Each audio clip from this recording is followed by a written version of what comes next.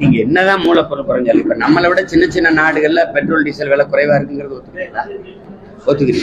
நமக்கு என்ன பிரச்சனையா நம்ம ஏற்றுக்கொண்ட பொருளாதார கொள்கை நமக்கு இருக்கிற சிக்கல் என்னன்னா இந்த மூலப்பொருளின் விலை குறைஞ்சாலும் கூட இங்க குறையாத காரணம் எண்ணெய் நிறுவனங்கிற விலையை தீர்மானிச்சு கொள்ளலாம்னு நம்ம ஒரு ஒப்பந்தம் போட்டோம் பார்த்தீங்களா. அதனாலதான் இது குறைக்க முடியல, ஒரு சீருக்கு கொண்டு வர முடியல. அவனுக்கு ஜிஎஸ்டியும் போட மாட்டீங்க நீங்க, ஏன்னா அது அம்பானிட்டு இருக்கு, இது அதானிக்கிட்டு இருக்கு. சரக்கு மற்றும் சேவை வரின்னு பேர் இருக்கு, ஆனா சரக்குக்கு மட்டும் இல்லை வரி.